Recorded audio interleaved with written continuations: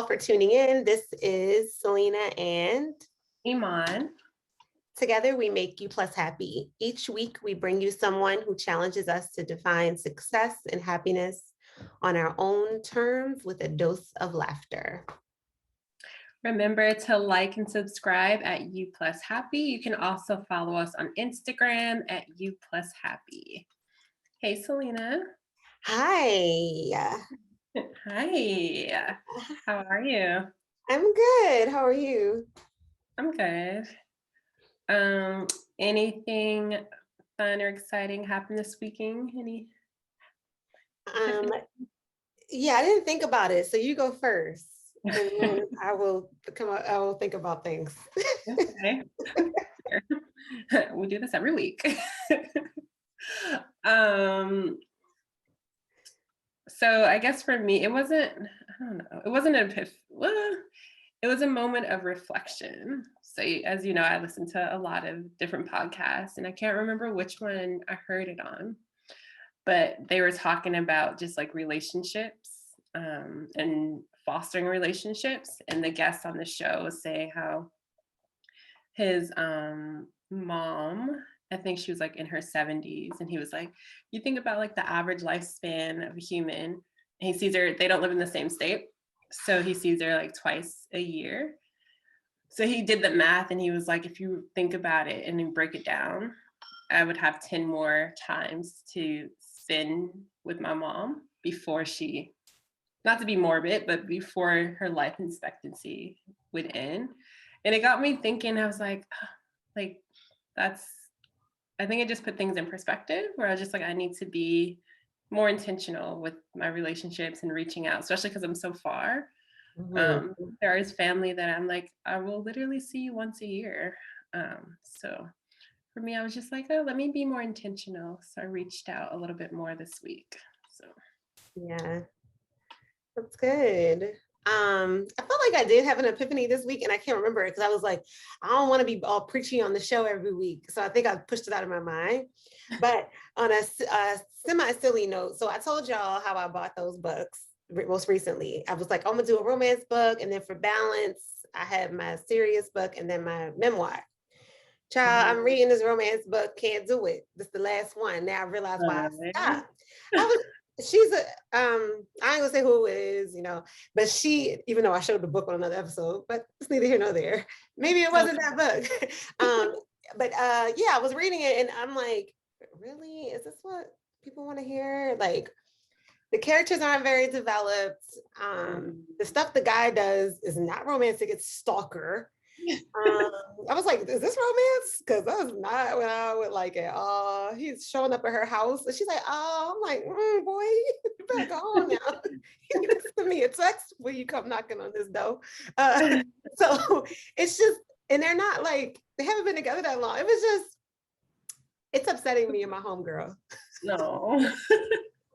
So was it more so the writing style, you think, or the actual just like the story? No, she can write. Well, I mean, the flow of it is fine. But the story is ridiculous. So learned. Yeah. But anyway, who do we have this week? This week we have Teaon Everage, chef and owner of RYMKS Bar and Grille. So that's RYMKS. He was born and raised in Philadelphia. He's a father of 2 girls. One is 18 and the other is 18 months. A little bit of a gap there. He's married and resides in Western Maryland. He went to culinary school and has over 20 years of experience with fine dining, contract dining, and institution food preparation. So we're really excited to hear about his journey into being a chef and a business owner. Yes, and without further ado, we welcome Teaon. Hey. Hey. Now? Hello. Okay, you good? Yeah. All right, here we go. And here's Teaon. How we doing? Good. So the first question is just, how did you become a chef and how did you think about that as a viable career? That's actually probably the most interesting question, because you have to think about it along the terms like when I was younger, being in the kitchen wasn't seen as a job. Like when you Right. saw chefs on TV, you didn't think like as a Black person, it was like I don't even think we had one at the time. And if it was on like maybe like a paid cable channel with somebody else. But it was like I grew up watching Channel 12, like PBS. I don't know what the channel it is where everybody else is, but PBS, Public Broadcasting. And it was like the Cajun Gourmet. There was like Maria Cooks. Me and my grandmother would watch those every Sunday. And we would cook every Sunday. And I never thought of it as a career path. I actually went to college to take up business marketing. I thought I wanted to go into advertising. And then when I found out what that job really was, I didn't want to do that. But I had been working in restaurants my whole time. So I just decided, after, what was I, 26? So about 8 years in the restaurant business, I decided to go to culinary school. After working my way through a couple of different restaurants, I wanted to, advance myself. So I went to culinary school, got out of culinary school, and then I just pursued it. Yeah. Yeah. I don't think people think about it as a career. And a quick follow-up question, what do you like about cooking? Because it's like, I'm asking that because it's a necessity, right? So most of us cook, but I don't know how much, like, I wouldn't like want to do it for a living or cook for anyone else. So the funniest thing is like, I try to explain to people, like, you have to look at my job like you look at your job. And I don't know if you really like doing your job or not, but I don't want to work when I come home. So like when I get home, like people's like, oh, you probably eat the most amazing things. I was like, no, I actually don't. Wow. I don't eat my own food because I criticize it too much. It's like any artist doing any type of creative work, you look at it like it's an extension of yourself. It's something that you can't stop doing. But it's not something, you enjoy it only when you feel the enjoyment. And then when everyone else is giving you accolades and everything else, you kind of look at them like liars. Like people are like, oh my God, your food is so good. I'm like, man, come on, I don't hear that. Like I hate accolades. When it comes to cooking, that's the only thing I hate being, praised about, because that's the only, I'm an artist and I'm sensitive about my shit. Eric Bobby put it. I'm an artist and I'm sensitive about my shit. And that's all I have to tell people. It's like, it's not even like a passion, it's an obsession. Okay. That's interesting. So, like as a chef, I would assume that you would want to hear how good your cooking is. Yeah. So that's interesting that you're like, I want to. Very interesting. Especially if you want to be great. Like if you ask anybody who you perceive to be great at the thing that they do, how they view their own work, it's a sliding scale, because some people do things for accolades. Like for some people, being known as the best is the one reason why they're doing everything. But then you have the people who are really great when you like, oh, you're the best. They're probably the most humble person in the world. Like, because they're trying to get out of that conversation, because talking about being the best is more pressure, because now I have to beat myself the next time. Yeah. It's always a competition, no matter who's in front. Even if it's me, I have to be that place. And then if I don't feel I'm at that place and you keep saying it, it's hard for me to, take your opinion in the heart, because I'm me and you're you, and you don't know what the hell you're talking about. Yeah. Just a quick side note. I used to, so my previous roommate was a chef, and in my head, I was like, oh, she's gonna come home and just cook these amazing dishes every day. But just like what you said, she's like, I'm off work, microwave dinner. And I was just like, dang. But yeah, she was similar, where she was just like, she didn't want to hear the praise. It was just like, oh, try this. Do you like it? All right, cool. So. Exactly. Do you like it? What do you like about it? And that's it. That's all I want to hear. And if you don't say the things that I want to hear, or I taste the vanilla, even though I hid it in there, or like, this is really smoky, or like the buzzwords that I was going for, your opinion no longer matters to me, because I failed. And you can love it. It could be the most amazing thing you've eaten, but if it doesn't convey the notes that I wanted, then I don't care. I really don't. Wow. I don't know anything about chefing. But I would have, it's definitely it's a unique skill, and like she would have to ask me specific questions, because I wouldn't know, like, oh, this is smoky, this is vanilla. She'd be like, do you taste this? Do you taste that? And I'd be like, yes, no. But yeah, I needed that prompting in order to give that. Yeah. My wife hates it, because I just cook all the time, but I don't eat anything. Oh, that sounds like an amazing setup. I don't know why she would hate that. When you gain 20 pounds, and like, Right. especially if you're health conscious and you just keep seeing the fridge full of like all these amazing things.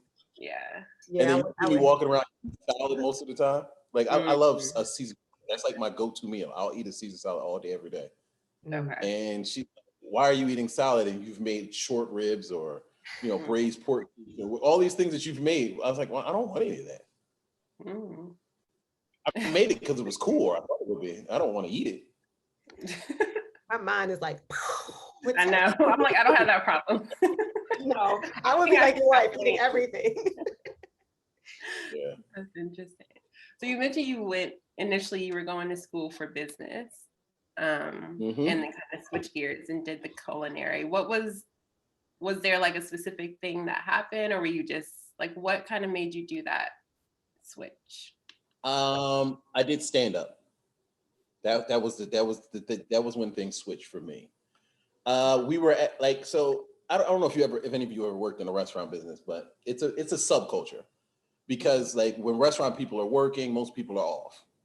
And then when restaurant people are off, most people are asleep. So you get into this subculture of, the nightlife, the partying, the watching, the habitual drug use, if you're not one of those people who partake. And it's, you get into that culture. So we were in a bar, there were lots of drinks going around. And one of our friends like, oh, I'm a stand-up comedian. And then my best friend said to him, but my friend's funnier than you are. And I was like, oh yeah, well, this is one thing I can actually do. Make people laugh in a room is something I can actually do, with ease. I'm gonna go try stand up. So I book a show. I have maybe, I think, 2 minutes of prepared material. And then I went on stage and I bombed hard. My timing was off. Everything about it was one of those situations where I just was like, this isn't as easy as I perceive. Like, from the outside looking, he's like, oh, you just go up there and tell a lot of jokes. Well, if you start to flounder, like if your first joke doesn't get a laugh, and if you're not experienced, you don't know how to get to that second joke. And I was just upstairs. I just started rushing through my bit, and I was up for 7 minutes and probably did 20 minutes of material in 7 minutes. Wow. Yeah, it was bad. It was really bad. And hard, I had some friends there. Yeah. I had some friends there, and they was like, "Oh no, it was a great set. It was a great set. You just need to work on this one." And the comedians told me I need to work on my timing. But it was then when I realized, like, there's one thing that I do effortlessly, and that was being in the kitchen. And I was like, if I'm going to really, find something to do with my life and really pursue a career, then I might want to do something that I actually enjoy doing. Like, I still tell jokes in the kitchen, but my audience is degenerates, so I kind of get laughs all the time. Yeah. And they might be on drugs.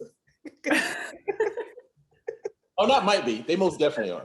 Most definitely. So I wouldn't use them as a test study for my jokes. I love my jokes. They be high. What? But that's why I have not gone back on stage since. I have not. I use parties and everything else to get my material out, and I'm good with that. I don't need to be paid for it. That life's hard. It's worse than being a chef because you're traveling more. Like, you have to hit stages all the time. And then, as you know, comedy club hours are like 8 to 1 in the morning. I got a young family now. I can't see me doing that sacrifice again. I did that sacrifice the first time with my youngest daughter, trying to get to the position that I'm in now. And now that I have a new family with, an even younger child now, like I have an 18-month-old and another child on the way. I can't see myself sacrificing that all over again. Yeah. To try to build something. Yeah.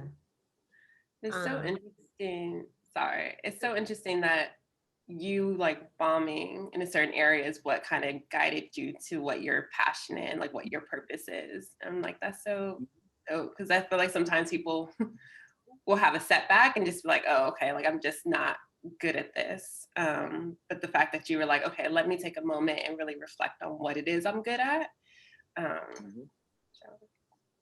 Yeah. Well, I mean, I think a lot of people do it subconsciously. I just made a conscious decision to do it. A lot of people do it subconsciously. Like, we all have dreams when we're kids. Like, some want to fly or whatever it is that you dream of as a kid. And then you go throughout life and you get these processes and that you perform. And you're like, okay, well, I'm really good at this, so I'll go to school for this. Or, someone told me this was a great job, so I'm going to apply everything into it. And then I have no hobbies.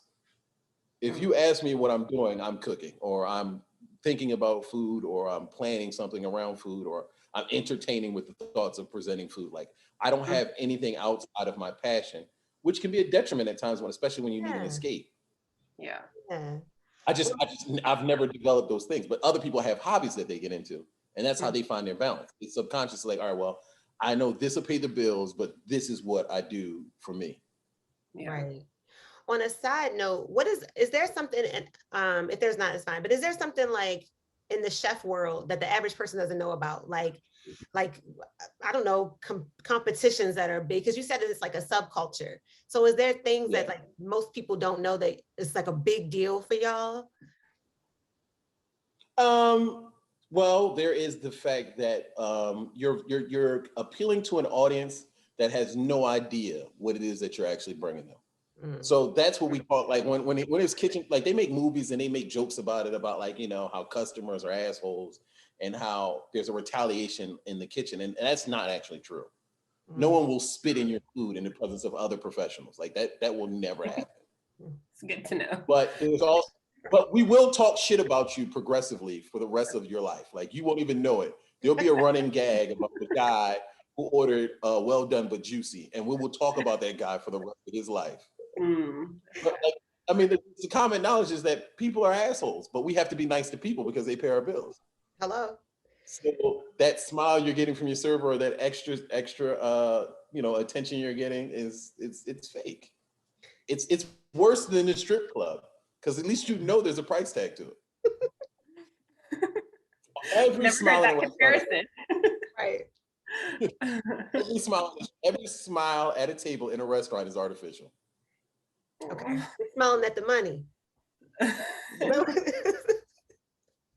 It's what they're trained to do. It's what they're trained to do. Makes sense. It's hospitality. It's part of it. It's like orchestrated hospitality. So, well, this is a little bit different, but on the journey of like, or on your path of becoming a chef and a professional chef and a business owner, and I know we chatted before, and you did this internationally too. Like, what were the challenges along the way for you, and how did you get through that, and what would be your like advice on that? First and foremost, I don't want to make it a cliche, but my number one challenge was growing up in America and being Black. When you go into food culture, the number one thing of it is culture. And as Black folks in America, we have a culture, but it's fragmented. It's an amalgamation of like some things from this culture, some things from that culture, a large influence from the multiple cultures that we've engaged in throughout the time we were brought here as slaves to the time we're talking about today. Like I named my cuisine at the restaurant International Soul Food because that means I don't have to label it anything else. I can come in and cook something Japanese and have an explanation. Well, they sent Black Marines to Okinawa, and this is what they would have eaten when they went to Paris. Paris.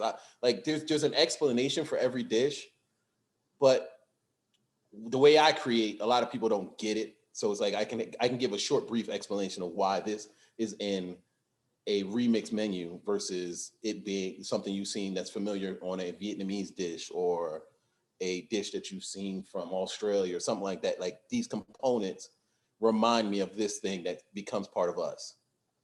But when you're Black in America, you don't really have this is the food that my mother cooked in her homeland, and this is the way they've done it, and these are the traditions that they brought to the table, because they've identified Black food as soul food and not given it any rules or any description.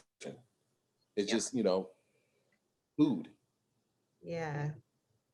So going into these worlds where, everyone, you want people to respect you and your skill level, and not having a home base to claim. Because they was like, oh, well, what kind of food do you cook? I was like, well, I cook whatever I want. And it's like, oh no, well, what are you trained in? I'm trained in how to cook food well. I don't know what else you're asking me. Like, I can make what I want. Right. And people's like, oh, well, no, you cook French food, or what's your favorite dish? My favorite dish is whatever I'm working on at the time.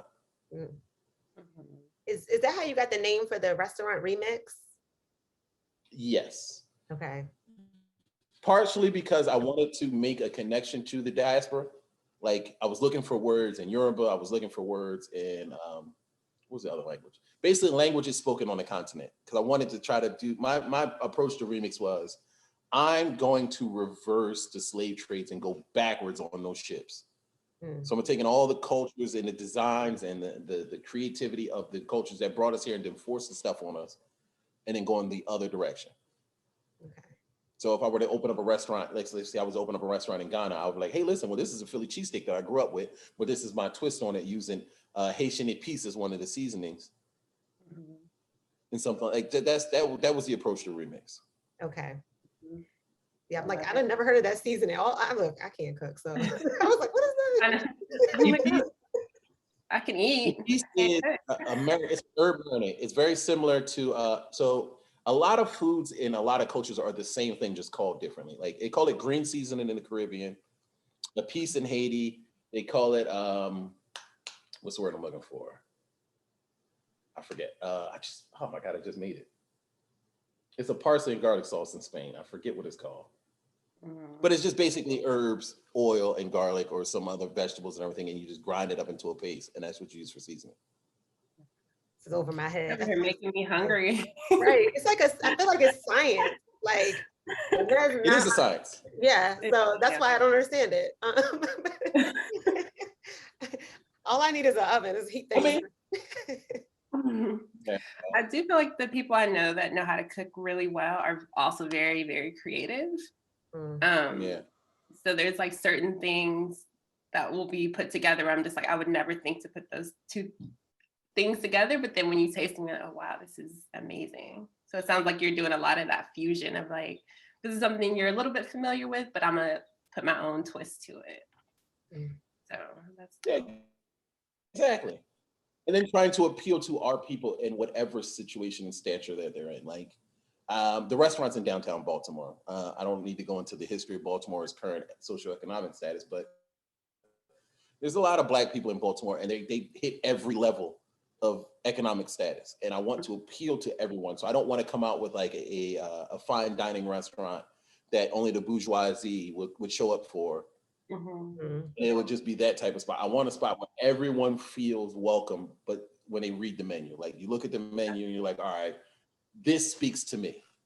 I don't know what this other shit is, but this right here speaks to me. Yeah. And that's the approach. Trying to get all of our people to mingle under one roof and just be together. That's dope. Yeah. I guess like in opening your business, starting your restaurant, was there ever a time that you felt like you failed? And kind of like, what was your takeaway? 2 days ago. Oh, okay. 2 days ago. Starting a restaurant in a pandemic was that part. Right. I would tell you like this. I will never shy away from work or hard work or crazy ideas. I'm actually probably the most forward thinking.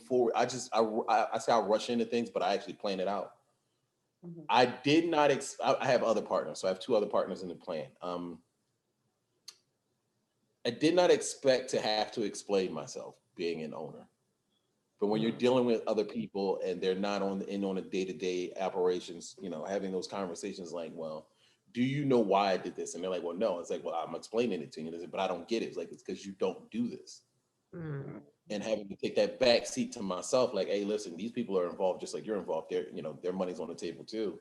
And you have to be a better explainer of what it is and what your vision is and why you're doing the things that you're doing.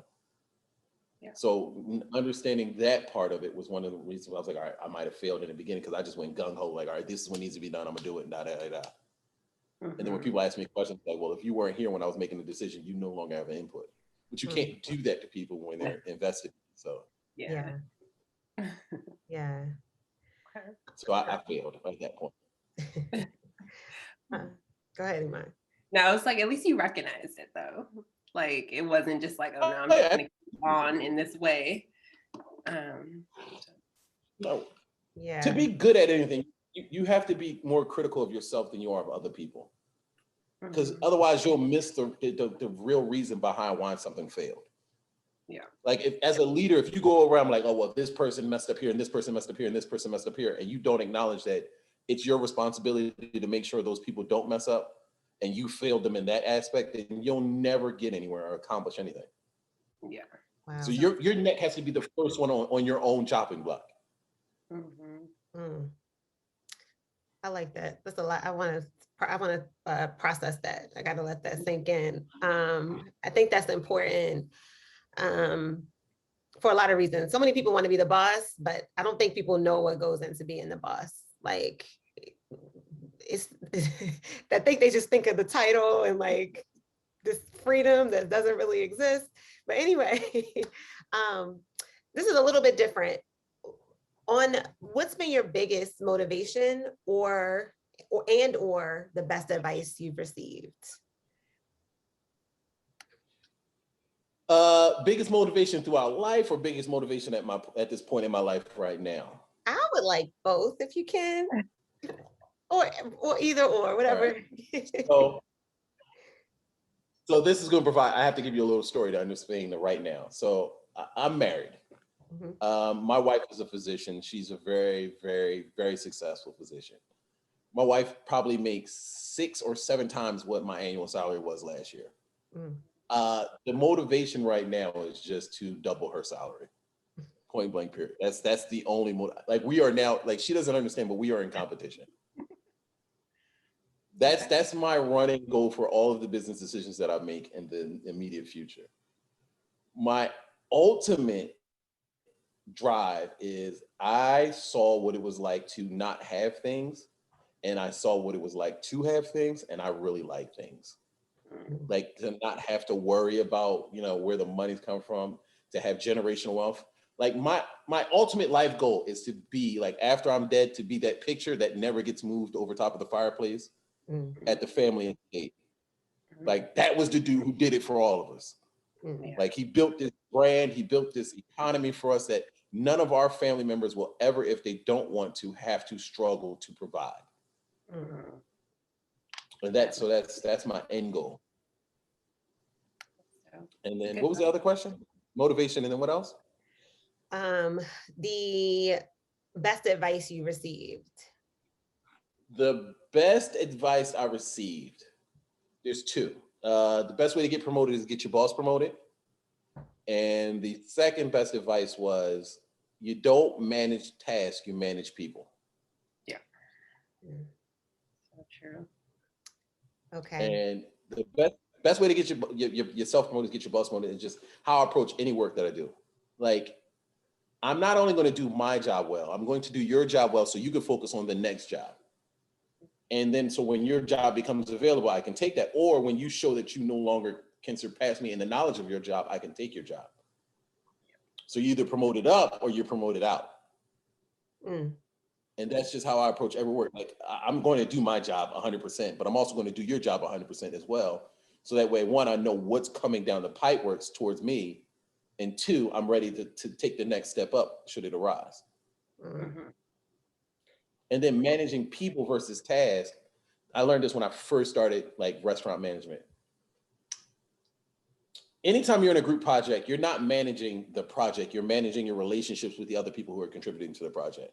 Because you've seen in groups where the communication is lacking, or I don't like this person and I feel like they're underperforming, or this person is this and this person is that, and there's no gel and cohesion, how horrible that project turns out. Even if one person is a phenomenal genius and does the whole project by themselves, you can see where it fails because you have to present as a group. Yeah. So you're managing your relationship with the person you're involved with. Like, hey, listen, you don't like me. That's cool. I respect the hell out of that. I don't like me at times either. But here's what you need to do, and here's how I will help you get what you need to get done, and here's what I need from you to help me get what I need to get done. And then at the end of the day, if you still don't like me, at the end of the day, I really don't care. It's not an issue for me. But we will be successful in this endeavor. Yeah. And if you present people like that, then you can get past all the being sarcastic and the sucking your teeth and the side comments. Because I know you don't like me. You don't have to go behind my back. You talked about me to my face. That means absolutely nothing to me. How's the work going? Right. That's not the goal. That's not the point. Yeah. I was just gonna say that's such a, like you say it like it's easy, but I'm like, that's such a hard skill. I remember when I was in school, I would have to do group projects, and I was like, I can't wait for the end of this term. So the fact that you're doing that on a daily, like it's a different level of patience, I feel like, and just skill to manage different personalities. I don't think it's patience. I will tell you this. You don't think it's patience? No, I'm gonna tell you what I think it is. I don't give a fuck if we pass or if we fail or succeed as a group. Like I would like for us to succeed, but I will burn this bitch to the ground if it's necessary. Like that's my mentality. If it's either going to succeed because we're all trying, or it's going to fail miserably. Those are the two options we have. I'm cool with either one because I can start over. I've done it before. I'll do it again. I'm good enough to know I can. All right, take that failure, learn from it, and move into something more successful. Can you handle that? Yeah. That's the reality. Like if you're not willing to fall flat on your face, I'm not the one you want to play with because I will. Okay, if that's the choice we've made, we will fall flat on our face, and I will allow this to happen. So I think it's just more along the lines like I don't tolerate conscious stupidity. If you don't know, you don't know, and that's just something you can easily learn. But if you're consciously just being stupid and you know you're doing it wrong, then okay, we'll fail together. Conscious stupidity. I like that. I don't like it, but I like how you put two words together. Well, that was actually Dr. King did that one, so I can't take credit. Sorry. All right. Thank you. Because it's called sincere ignorance or conscious stupidity. Those are the two choices. Like either you don't know, or you know you don't know and you don't care. Okay. I feel like I might already know the answer for the next question based on this this answer. But what is something that you hope people say about you when you're not in the room? You told the truth. You told the truth. Okay. I get that. I'm getting that. I mean, a lot. I am the person who says the uncomfortable things in the room full of people and then watch everybody squirm and think it's hilarious. But the uncomfortable things need to be said. Like that may be the only part of me that was drawn to stand-up comedy is being able to say those uncomfortable things. Like just because you don't like something doesn't mean it shouldn't be said in front of you. Like I spend a lot of time on a very, very racist app called iFunny.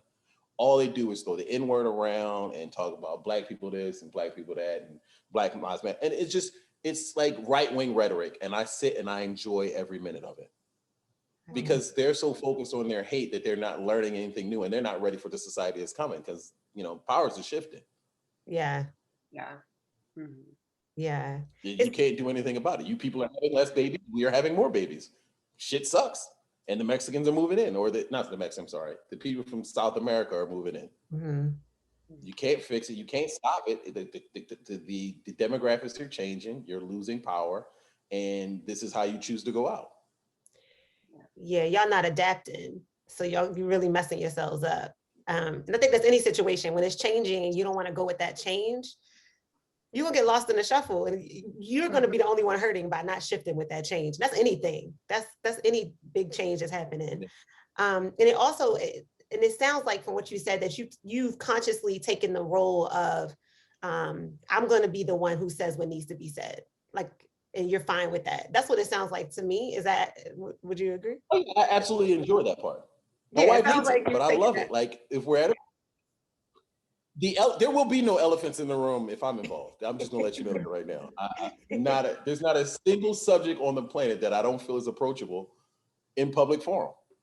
Yeah. And a lot of people get uncomfortable with it. I definitely rub people the wrong way, and I can apologize when I'm wrong and say, hey, listen, I didn't mean for you to be upset. It wasn't my intention. Like, if nobody was supposed to know, you probably shouldn't have did it. Okay. But in a different way, I think also you've also accepted like that you can back up. No, I think you can also back up what you say. So it's like if somebody tries to challenge you, I think that you seem like intelligent enough, whereas though you're not just spewing out things that you can't back up. Yeah, like what you just said about, I'm watching this Red Wing, they're not learning anything. You sitting there watching the other person so you can learn more, even if it is entertaining, or you weren't conscious that I'm watching this, but you're learning in that. So when you're the person who said something uncomfortable, I feel like that person has to be ready to back up what they said.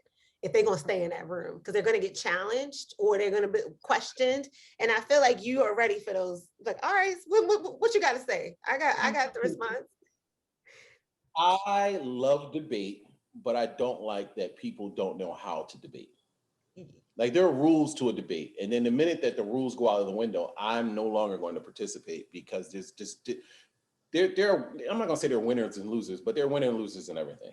If we're having a conversation, I say, all right, listen, emotions aside, 2 + 2 is 4. And he's like, no, I really feel like 5 is involved. And it's like, I can't have that conversation with you, because you're talking about how you feel, which is only significant to you.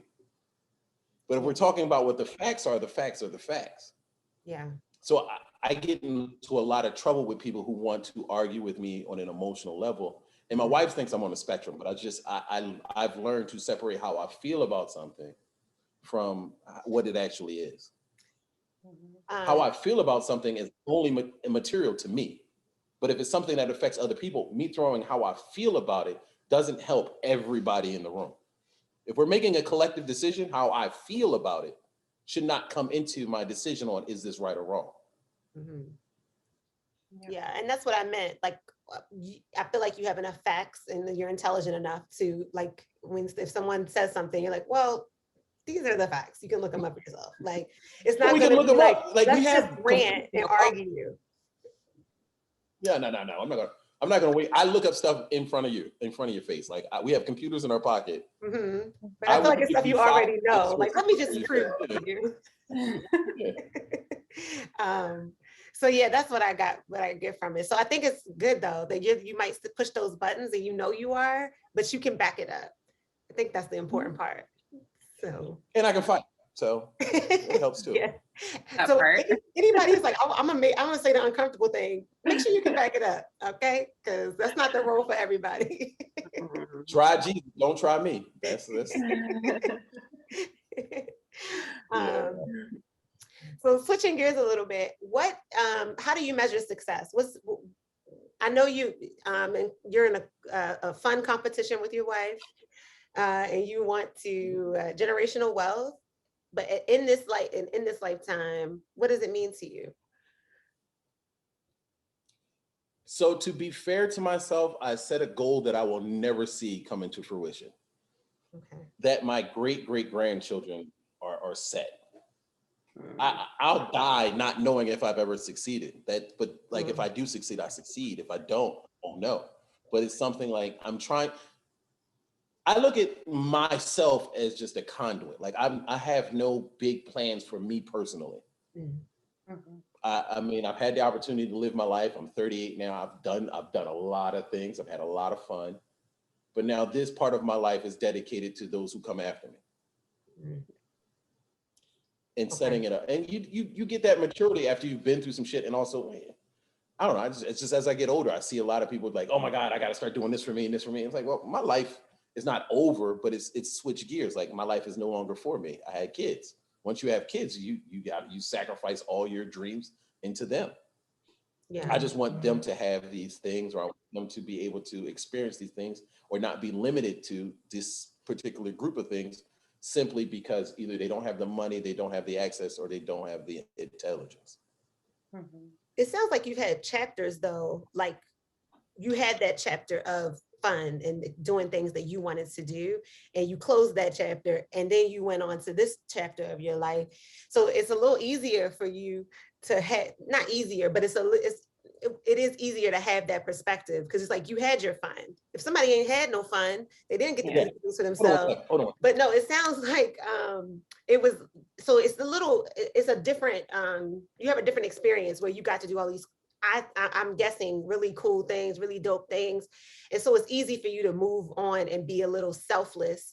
I mean, be selfless with your family and your kids and stuff. But some people, they didn't have those times, and traveling and living their passion and doing stand-up and bombing and hanging with druggies. They didn't have this. So you have a different experience. That's a joy. What you say? But here's the thing, like, that's a choice. I can tell you, to try to recapture your youth is probably the most dangerous thing you can do as an adult. I don't know what part, what like right after like 25 or like, it was like between 25 and 30, where the music at the club just became too loud. Like you're trying to have an intelligent conversation with somebody and you're yelling in their ears like, well, why are we here? Let's go somewhere where it's a little quieter, where we can actually communicate and engage with each other. And it's just like that progression as you get more mature or older or your body change. I don't know what it was, but you just like, so me at 38 to try to be like, I'm going back to the club just does not seem feasible. Especially because the music is trash. Yeah, now that's something I can attest to myself. Yeah. There is, you said choices, those are choices for somebody who's not 38 and they may be younger listening. What, and this is just a side note, what choices would you recommend somebody making in their 20s and 30s so they can feel like I've had that fun in my life, I feel fulfilled in that way? Because you got a lot of people going through midlife crisis. 20, 30 teens, make decisions based on how they affect you when you don't have responsibility. Like the minute you have responsibility, that the choice is taken away from you.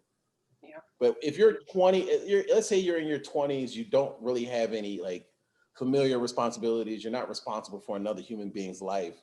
Make the decisions that would make you happy for that period of time. Like don't ruin your life. But if you're like, hey, I really want to, travel somewhere, but I have nobody to go with, go by yourself. Like if you continue to make decisions that benefit other people, that's all you will get out of life. You have to be selfish with yourself during your selfish period. Like even though I was 20 and had a daughter, I had to make sacrifices. Like our relationship is good. I was probably a very good absent father. In that sense, like I wasn't absent. I saw her on the weekends or whenever we had to, like whenever I wasn't working, and I definitely paid my part and spend as much time as I could. But I wasn't there for all the emotional milestones because I was always working and doing other things. And the only thing I feel I did well at that point was explain to her why I was doing it. So I'm having conversations with a 4-year-old, like, listen, daddy's not going to be able to come to your recital because I have to go to work. And the reason that I'm going to work is because I want to be a better chef. And the reason why I want to be a better chef is that eventually when you get older, you make a decision what you want to do with your life. You don't have to work as hard as I'm doing right now. And I would just like from constantly, I would just tell her like, hey, listen, I didn't show up last night because I was working late and then you were asleep. So I went out and partied. So I made a mistake there because I went out and partied and I'm groggy today, but this is why. And these are all the decisions that I made, whether they made me look good or look bad. I'm just being honest with you. And that's the only thing I felt I gave my daughter, my oldest daughter, that she respects, that I was always honest with her. Like, hey, listen, daddy fucked up. Yeah.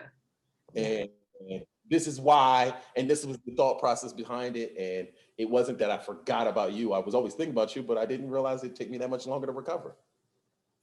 Yeah. That was like really mature of you because you had her at 20, you're telling her this stuff at 4 and 5 years old. You're 24, 25. You're still super young, still very, very young. So to have that, I don't know, to me, that's like really mature, even though you were still out here doing your thing. What you said? I grew up really rough. I grew up rough. So I'll try to give you the brief story. My father was addicted to crack from the time I was about 7 till now. I don't know if he says it's not, but when I was 3, he kidnapped me and I moved to Baltimore. I didn't even know I was kidnapped. I just thought we went on a bus ride and I had lived with my uncles for like a year and a half. So when I came back to Philadelphia at 5, I had no idea who my mother was. And he had to bring, of course, was like, yo, you got to bring her back. And he just dropped me off with this strange woman. I was like, I don't know who you are. I remember this because I cried all night. She's like, I'm your mom. I was like, nah, fuck, I don't know you. Where's my auntie? Like, so from that point on, I've always felt like an outsider in my own family. Cause like, I know you now. I know you're my mom. All the dots line up, but I don't feel like I belong here. So I have 4 other brothers. We grew up, my mother worked her way through college, her through all 4 kids. So my mother got a good job probably when I was like 13, 14. Like that's when she moved into the middle class. She actually kicked me out of her house when I was 12 and I went to live with my dad again. And we were staying at our grandparents because nobody told me he was a drug addict. And I was like, oh, I just really want to live with my dad. We were we were homeless for a while. We lived in a shelter for a while. I probably attended 12 high schools. And then I was kind of left on my own after 16. Mm. I committed a crime.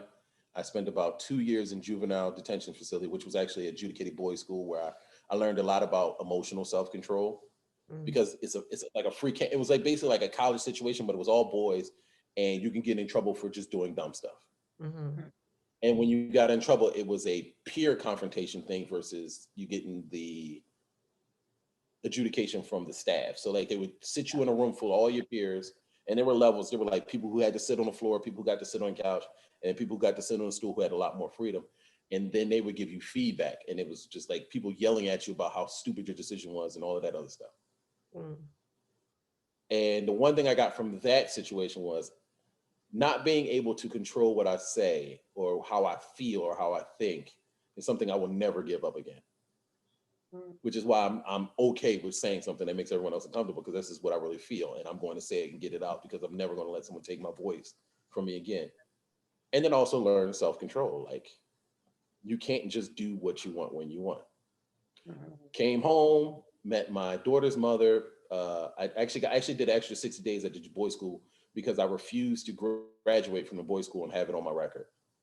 Like when I got locked up, I went in, I surrendered and pled guilty based on the fact that if I didn't get in trouble by the time I was 18, my record would be expunged. So I've always thought about the future and what I wanted in life.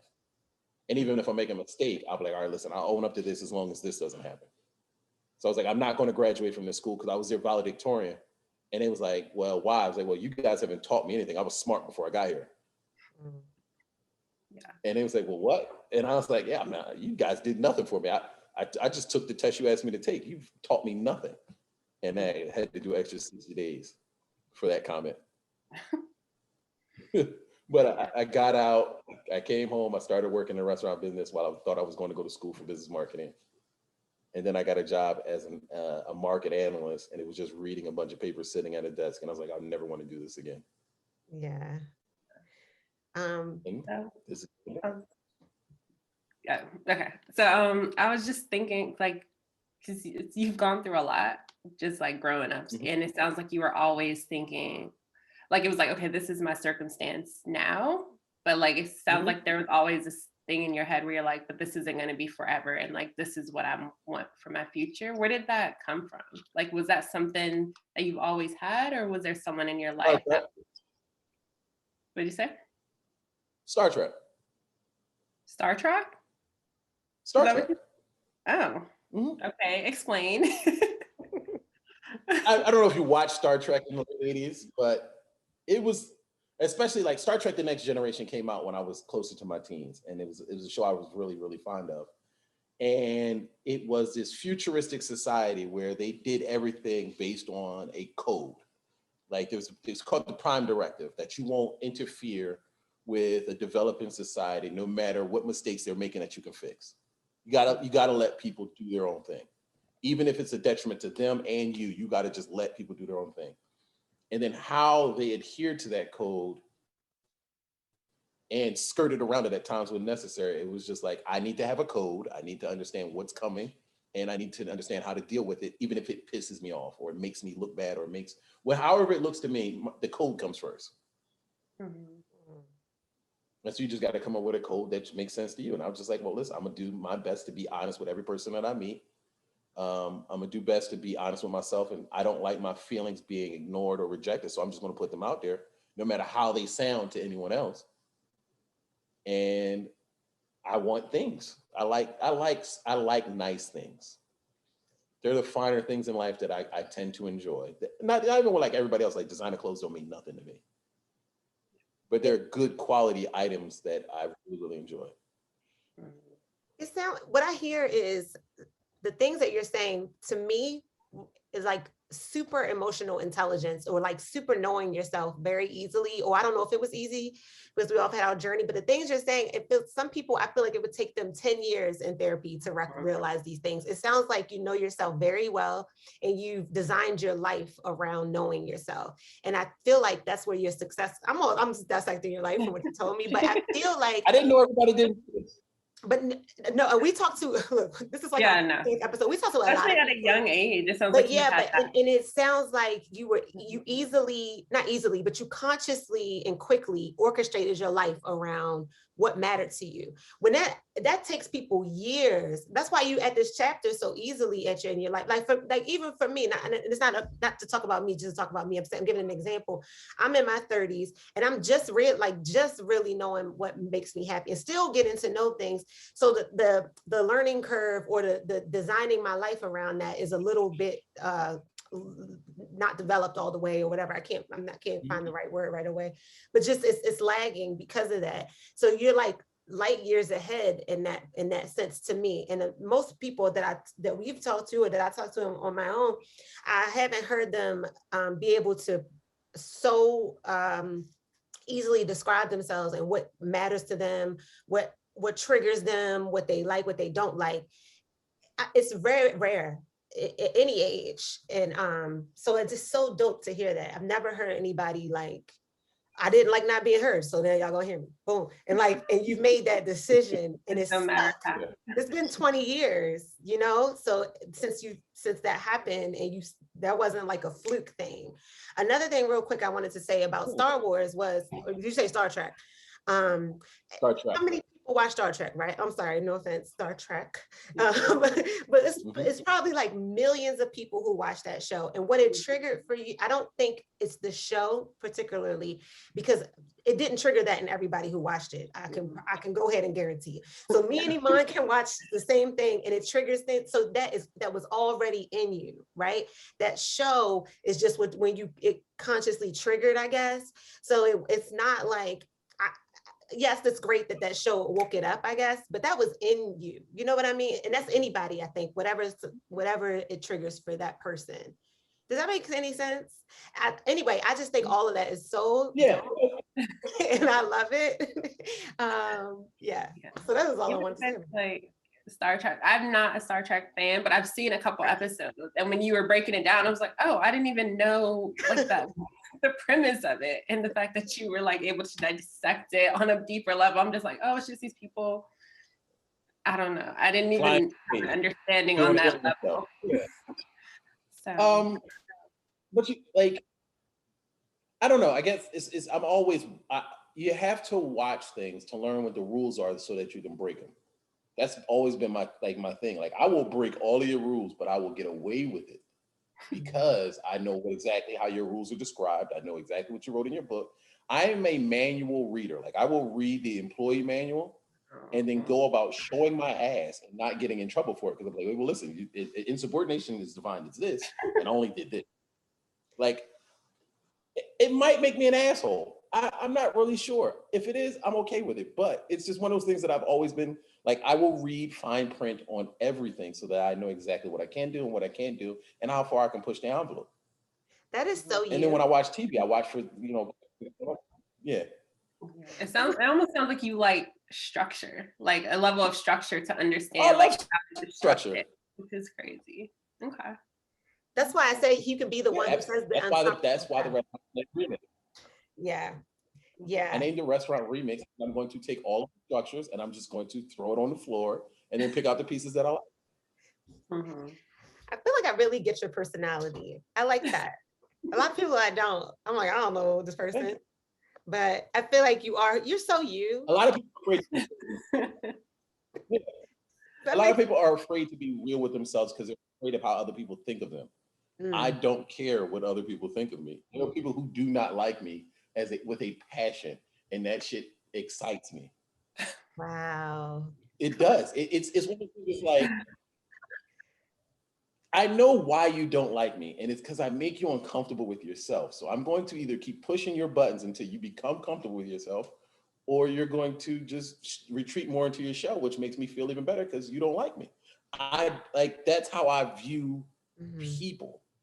If you like me because you understand me, or you feel as though there's some entertainment value, or whatever it is the reason, or because I'm honest and I'll give the shirt off my back to help anybody. But for the people who don't like me, it's they really, really don't like me, and that really, really makes me happy. And I guess just kind of like going off of that, when it does come to people that are in your inner network and friends, Like, what traits do they have to kind of be in your circle? Mental strength. You have to be able. My best friend and I will cuss each other out for hours, and then it's like, "Hey, what you doing? Trying to go get a beer?" Would you like? It can go from like, I'm ready to fight you to like being comfortable grabbing a beer. I I feel that people around me, I treat everyone the way they are, not who I want them to be.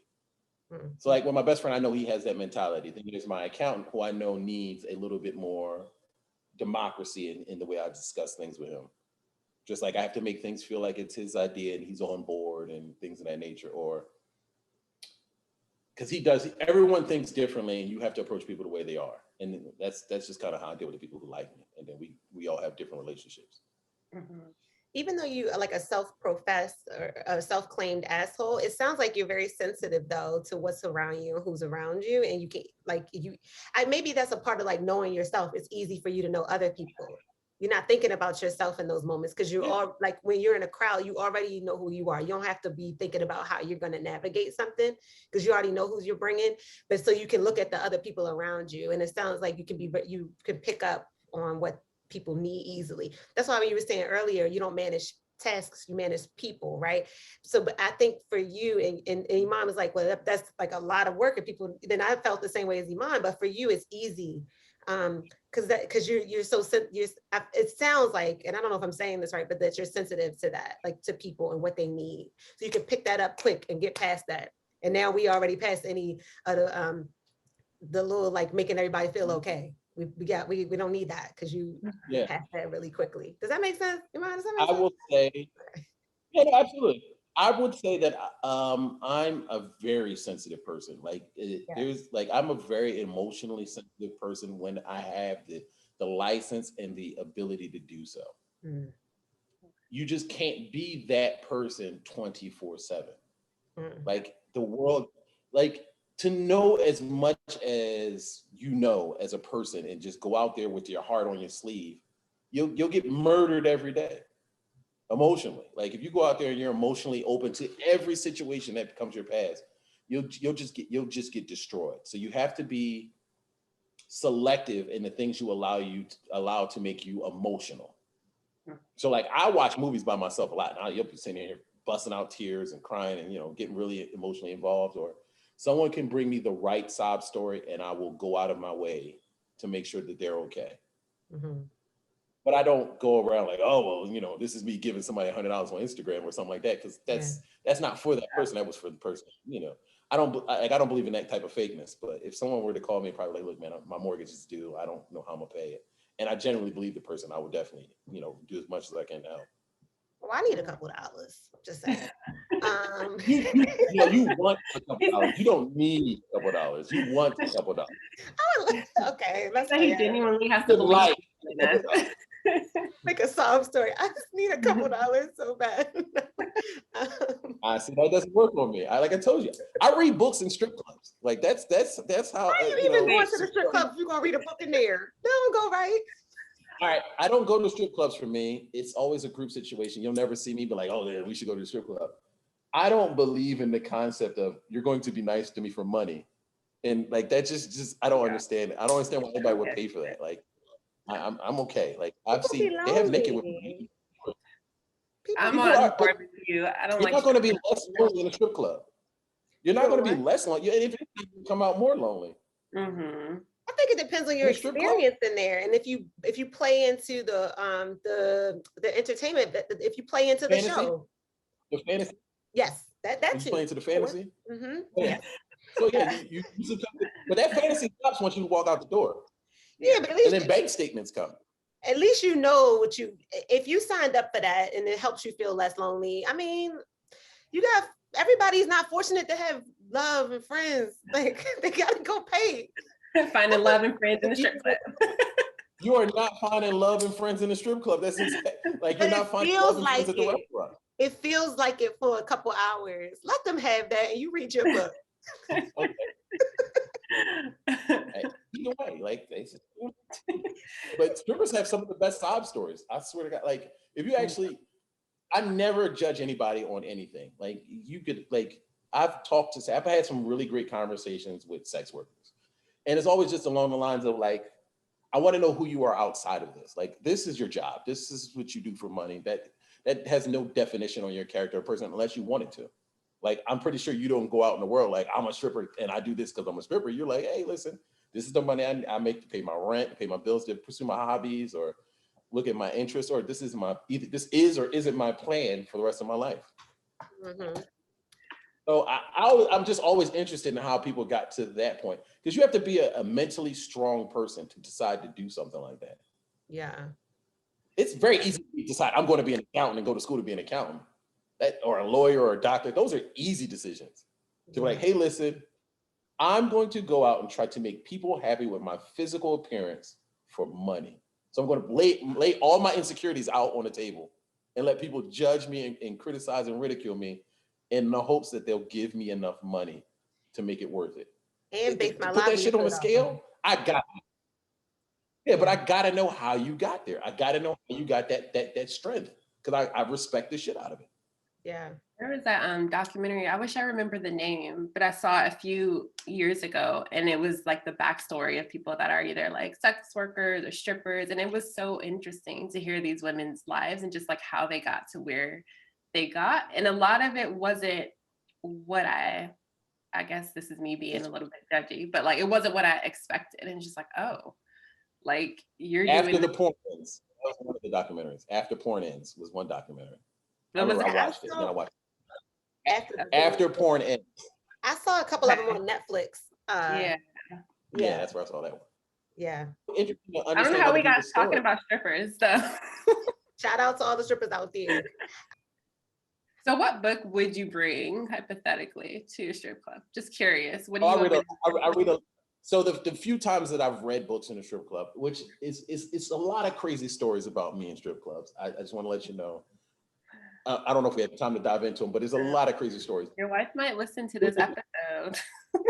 She know. It was a bachelor party, and I was reading this science fiction book, and it was like, all right, it was a security guy from the restaurant. He was getting married. He was like 44, getting married for the 5th, 6th, 7th time, whatever. I was like, all right, I'll show up to just be supportive. And I was like, all right, here's the plan. I'm going to be there from, the party started at 11. I was like, all right, I'm gonna get there about 12, stay till about 1:30, and then I'm gonna leave. I'm not really into the whole, them doing tricks or things for money, because it just feels, once you listen to people, you just kind of feel bad. Like, you don't have to do that for me. Here's $5 going about your way. So I walked in, I'm like, here's my budget. I'm gonna give everybody $5. I don't want you to ask me if I want to dance. Here's $5. So I'm gonna sit over here. They're having a bachelor party. I'm gonna pay for his lap dances, and then I'm out. And what was it was? I think it was the Wheel of Time. It was the Wheel of Time. I think it was like book 6 or something like that. So I was reading that, and that was what I was reading in strip club. But I ended up dating one of the strippers for a couple of months. Okay. The twist in the story. That's the twist. That's the funny, because I didn't go in there with interest, but she really wanted to know what I was reading. She was really interested. She was like, "Why are you reading?" I was like, "Because I'm just here for support. Here's your $5. I don't know if everyone told you, but I'm giving out $5. Here's your $5. Don't ask me if I want to dance, because I don't." That's so funny. I respect the hustle. You're here to make money. I'm here in your space. This is where you make money. For me not to give you money would be me violating your space. I'm not going to violate your space. It might not be my thing, but I came. So if I came with the expectation that it's going to cost me something. I set that cost for myself. There's 20, 30 of you working. It's $5 each. That's $150. I'm not really that concerned. And when at this time I was working in a restaurant, I was waiting tables and bartending. I was bringing in like $300-400 a night in cash. It's just money. And the people that I hung out with, we spent a lot of money doing a lot of dumb stuff. Mm-hmm. So sounds like it. So I had like a $400. Mm-hmm. That's so bad. Yeah, you gotta be mentally strong to be in a restaurant business. You will get used if you don't. If you do what? I said, if you want to get into the restaurant business, you have to be mentally strong, because if you're not, you will get used. Yeah, the restaurant business sounds way different than they don't make movies about this, like all the drugs in the background, the strippers after you cook. What? They don't make it seem like that. So open at 2:00 in the morning. Yeah, no, it makes sense. You got to think of what's open at 2:00 in the morning. And then the funny thing about the restaurant business is if you go to a restaurant, and this is more advice for guys than anybody else, and you see that hot waitress, she's probably banging one of the cooks in the kitchen. That's most likely the scenario, and he is not that attractive. But you spend so much time with people and you become dependent on these people for your livelihood, because she goes to him and is like, hey, listen, I got a table, I forgot to ring him in. I need this, this, and this. And he's like, yeah, sure, baby, I got you. And he becomes that hero figure for her evening. And that happens on multiple occasions. And you just think about the psychology of relationships. It just happens. It's like a cesspool. Oh gosh. Oh yeah, no. It's lots of drugs and sex and rock and roll in the restaurant business. Dang, somebody gonna listen to this and be like, you were going to restaurant business. And a lot of work, a lot of walking. What did you say? A lot of what? Drugs, sex, walking. If you don't like steps, it's the wrong thing. So you're gonna get the workout, drugs, sex. Sounds like a good time. If anybody wants to get into that lifestyle. We are all right. So it's been a while, but I did want to ask you this before we close out. I know when we chatted, you said that you had worked in internationally overseas, and I know listening to this, I would think like with your background, a lot of times people hear those stories and then they're like, this person, it's so cliche, but like you went from that to working overseas and doing all this cool stuff. And so I just wanted to touch on that and like, how'd you get to do that? Because I know even for me, it's like, I want to work internationally. And so how did you get to do that? You got to be looking for the next opportunity to level up. I did my internship at Disney World. That's how I got access to the overseas stuff. And then there's all types of programs. Like if you do, like Google was my best friend. And you could just go online and like, hey, listen, I want to work in this country. It's like, how do chefs get jobs in this country? And there's a website for that. And you go on and you apply and they say either yay or nay, or, you can, but it's not like you're working in the top restaurants in all these situations. Right. Like if you go to a country club here in the States, a lot of their staff are from overseas. Like people come here on work visas. Work visas work both ways. People come on work visas because they want to experience the United States. And there's a program where there's like, oh, well, we can get this cheaper labor, and we can provide an international element, and we can benefit from this just by sponsoring a bunch of visas. And they do that everywhere in the world. And you just look it up. Okay. But you also have to be prepared that you're not to be treated like a fully functional member of their society. Like you have to be like, oh, you're going to sleep in bunk beds and have group showers. And I don't know if anyone's ever been to Europe or Asia. Their bathrooms are different. And their personal space is a big difference. Like, there's a lot of times where you can have people on top of you. And they don't smell all this. Everyone doesn't believe in deodorant like some people.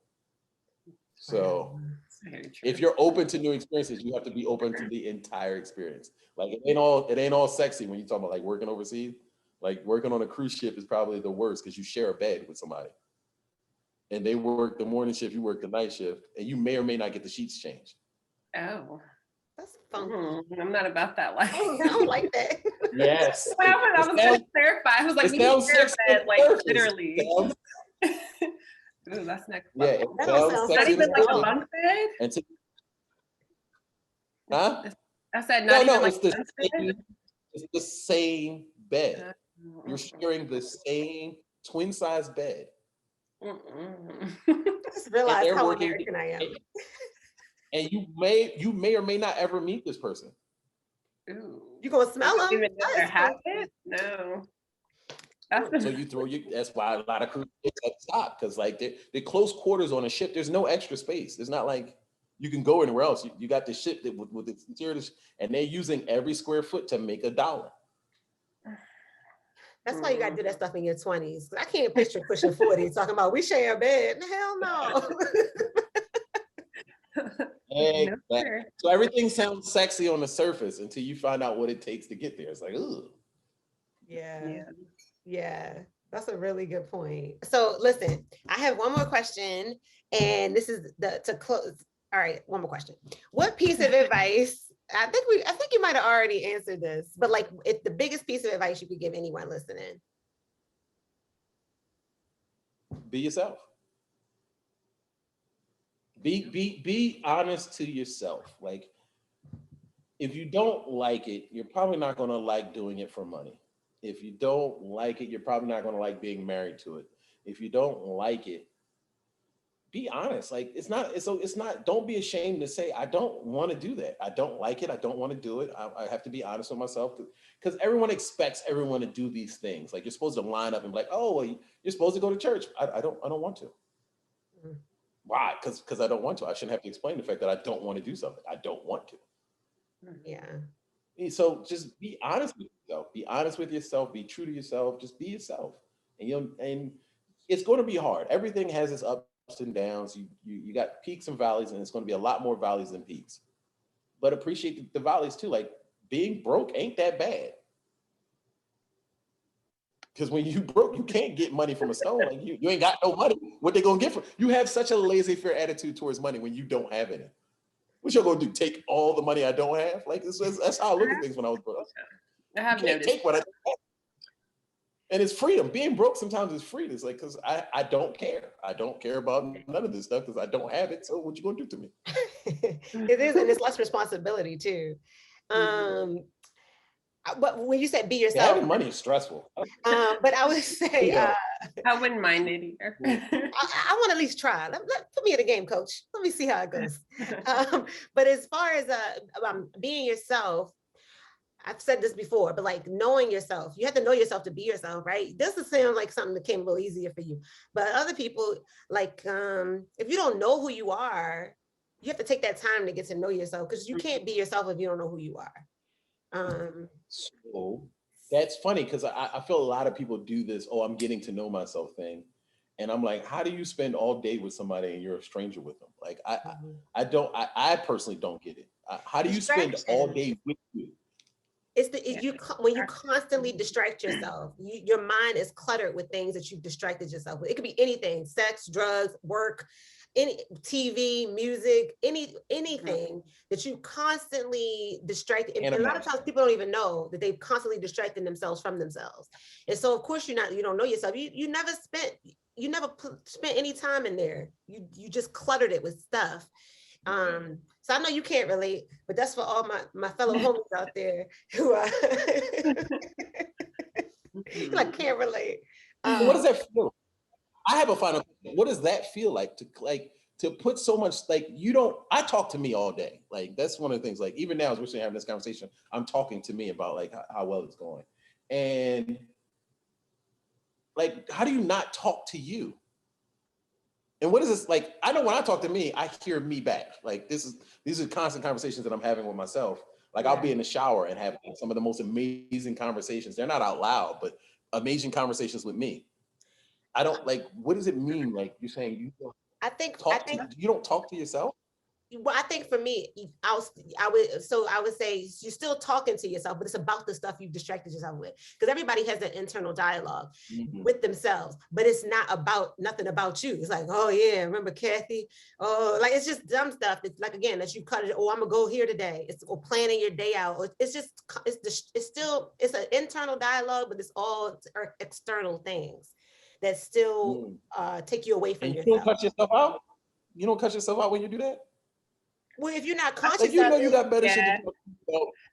I don't think everyone has that. You got better shit to talk about.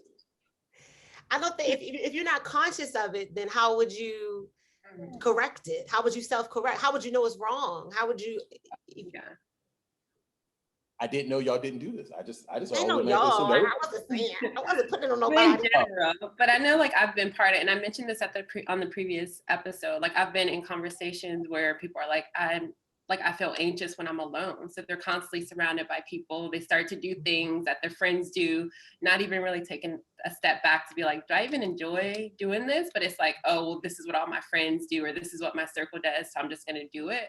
But like taking that time to be like, but do I like golfing, for example? And it's like not taking that moment to just be alone. And I think that's hard like, I'm naturally introverted, so I'm fine being alone, but I think that's hard for some people to just be alone in their thoughts and their emotions and like really reflect on who they are. Yeah, it's because I don't think it's just being alone, because you can still distract yourself by yourself. It's actually taking that time to reflect and to think about how does this make me feel? And not all deep, like, how does this make me feel? But like, okay, I went to golf, I didn't like it. Some people might not take that time to it's just reflecting pretty much. Yeah. And you can be alone and still not do that.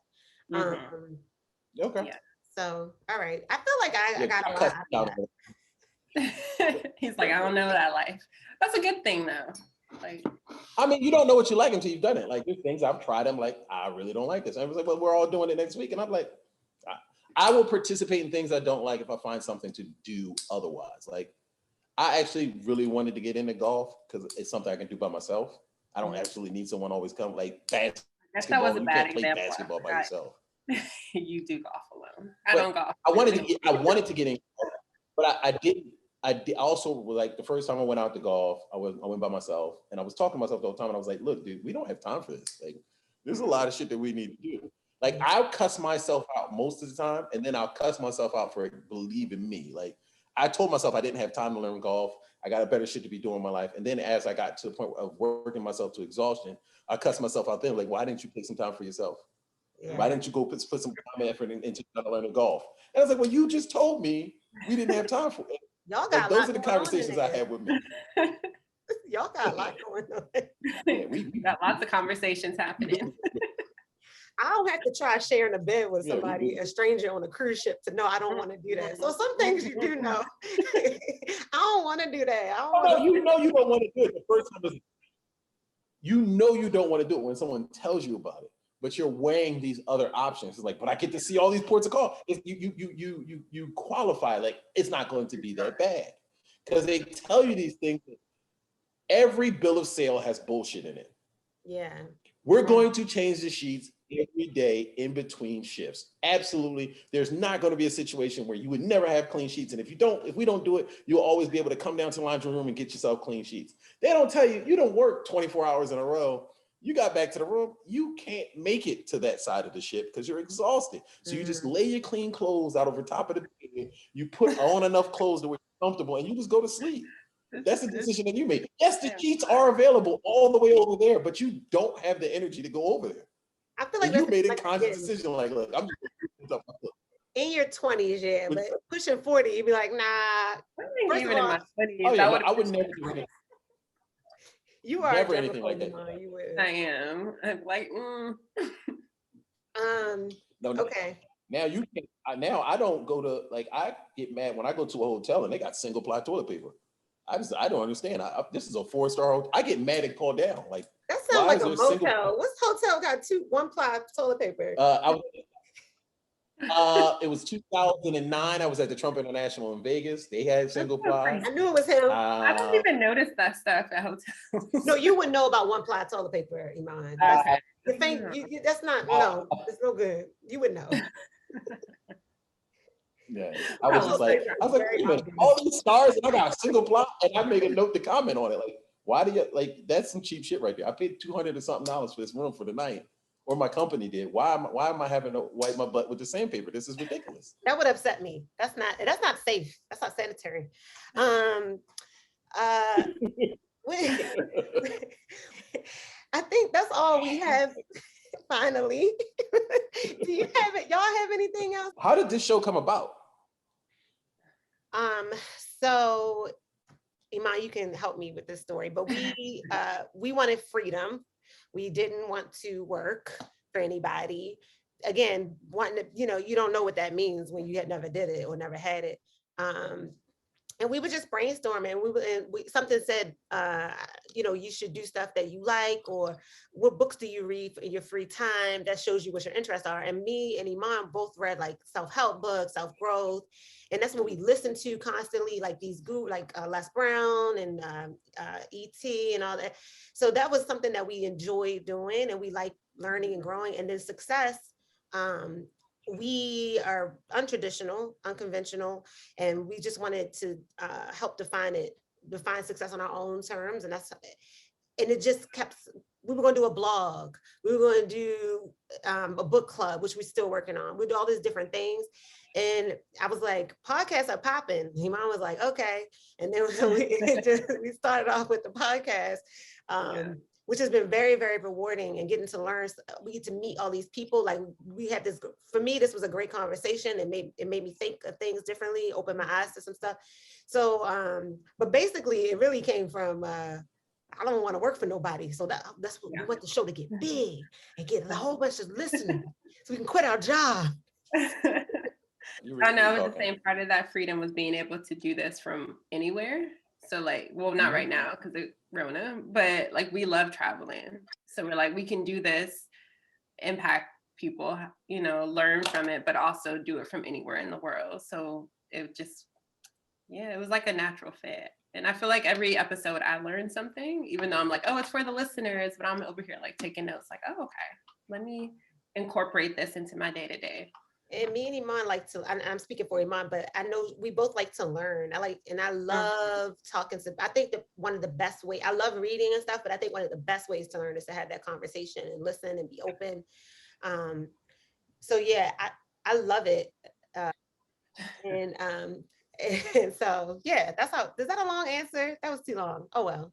It's like, I didn't ask for all that. But, so we're going to close out. We have an outro.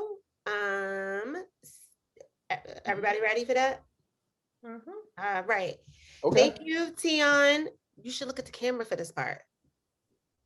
Thank you, Teaon, for sharing your time with us and inspiring our listeners to redefine success for themselves. You can visit Teaon's. Is your restaurant open yet? We are not open yet. We're trying to open in the next couple of weeks. You can go to RYMKS.com for more information, or on Instagram, we are, I'm just going to RYMKS _bar _N_Grille on Instagram. All right. And we're going to put that in the show notes as well.